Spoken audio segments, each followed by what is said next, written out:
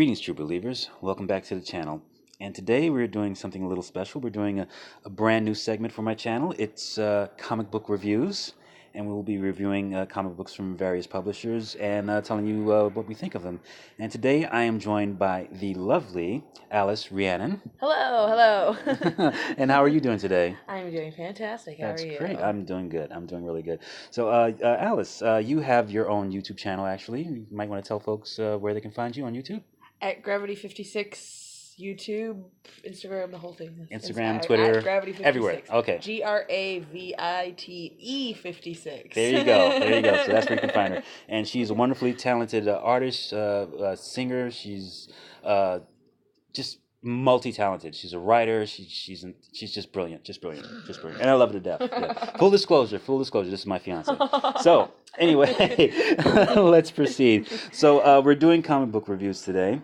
And I've decided that we should start with something along the horror genre. Since we're fast approaching Halloween, I figured it'd be a good idea to review a horror comic. So today we're reviewing The Chair.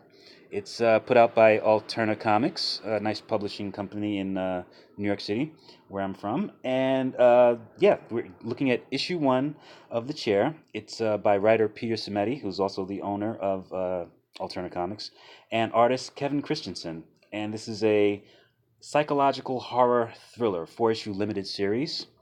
And it kind of basically goes over the human capacity for evil. That's the essential core of the book.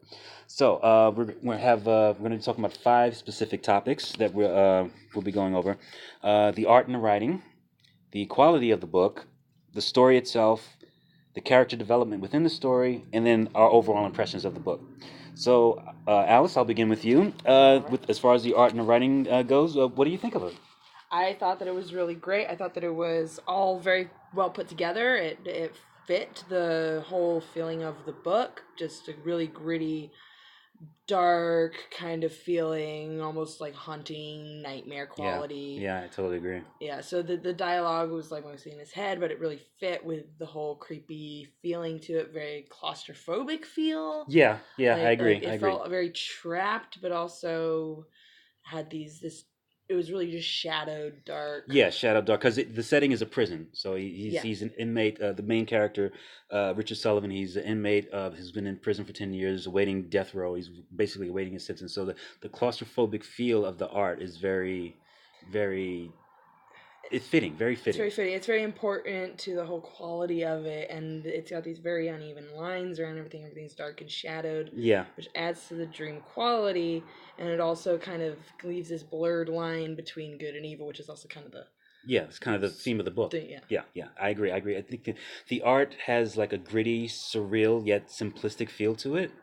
Right. And the dark pages... Like, it's not your typical comic book where you have, like, the white pages and, like, everything is colored in. It's a black and white book, and the pages themselves are black. So it's pretty surprising when you open it up, actually. Exactly. Like, it's not what you expect. It's not what you expect. It's like you open the book up, and they're like, it's black pages. Like, what is this? And then it's newsprint. Yeah, and that's another thing. Like, the quality... Well, we'll get into that when we go to the quality of the paper. We'll get into that. But as far as the art goes, it's not the type of art that I would normally be drawn to, because it's so simplistic, and so it feels very like grounded. It's not your typical superhero book. Like you normally go for muscles and like these superhero poses. Is almost like it's very realistic at the same time. It's very dreamlike. Exactly, it's very dreamlike, very realistic, simplistic, but it totally works for the subject matter.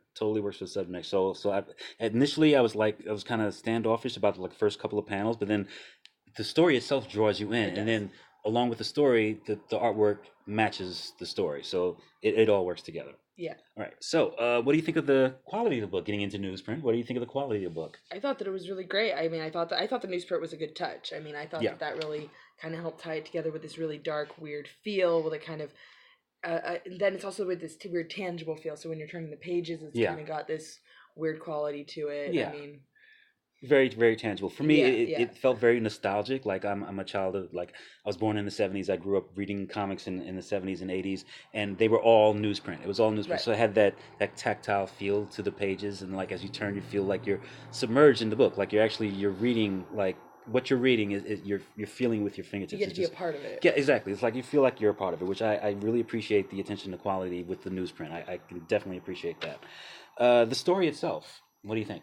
it was a good story. I mean, it sucks you in. It's really like very paced slow, but it picks up, and Right. it really starts to suck you in, and you like really wonder what's going on. Right. Totally. And it's definitely got this creep show vibe. Yeah, it does have a bit of a creep show vibe to it. Yeah, it's like you turn the page, you don't know what to expect next. It's like what's coming next. Yeah, and it's definitely like not to give anything away, but definitely like it's got some weird surreal type gore scenes. And yeah, it does. It's very unexpected. Yeah, it is. It's totally unexpected. It's gory, but it's like the way the art is done is not like it's gory and you can see that it's gory, but it doesn't really look at first glance like it's gory. But like what is that? What is that bubbling stuff? Like that's entrails. Like you end up looking at the pictures a lot longer because you're actually being really sucked in. Right, and the story helps with that. The writing is really superb. I got hats off to Peter Simeti because his writing is really great on this. For me, the story is dark, engrossing, but it immediately captures your attention. Like try to finger snap my left hand, it didn't work. It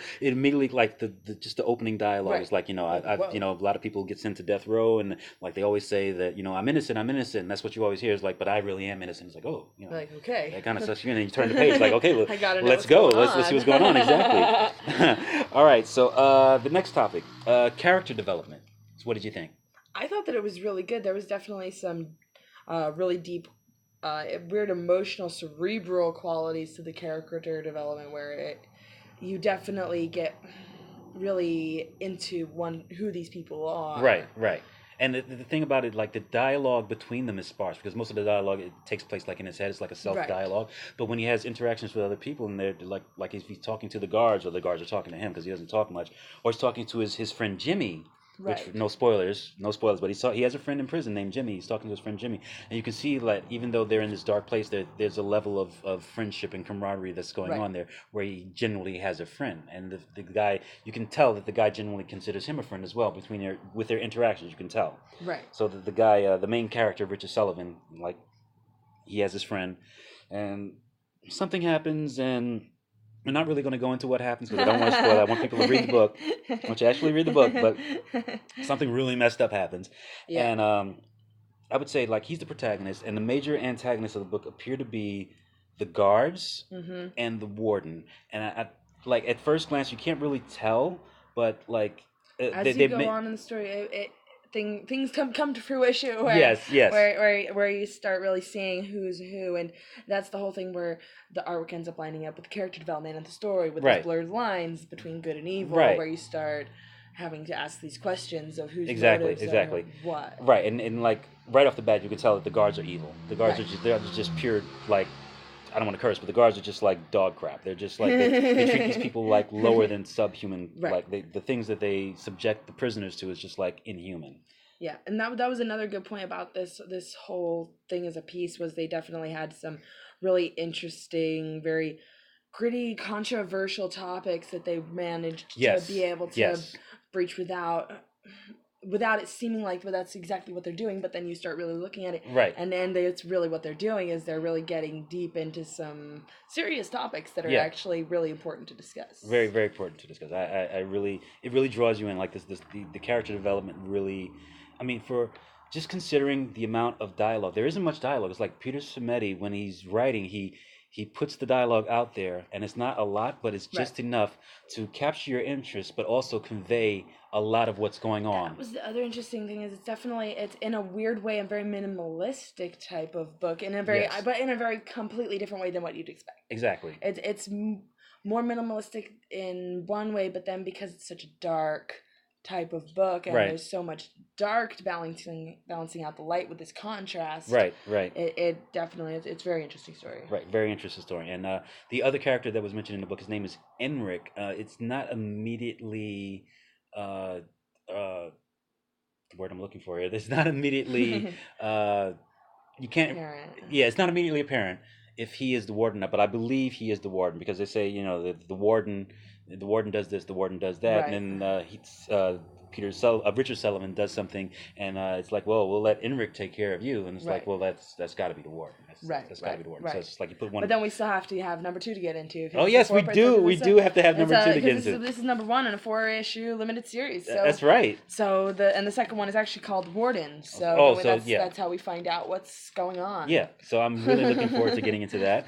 It's definitely something I'm interested in getting further into. So your overall impressions? I thought it was a great story. I thought that it was really well put together. I thought that there was a lot of attention to detail in everything being tied together, directing the story towards this one goal. Right. I totally agree. It's a very engrossing story. It picked me up like from the very beginning. I was into it, and I definitely want to see where this goes. I am immediately drawn to this Richard Sullivan character and his motivations and everything that seems to be going on, and I really want to see what his interaction is with the Warden, which we will see in issue 2. Yes, we will. Yes, we will. All right, so that's it for our review of The Chair issue number 1. Woohoo! All right. It's our first comic book review. So I'd like to thank you guys for listening. And as always, like, share, subscribe. Click the notification bell to find out when we drop new videos. And that's it for this one, guys. We will see you all in the next one. Peace. Peace out.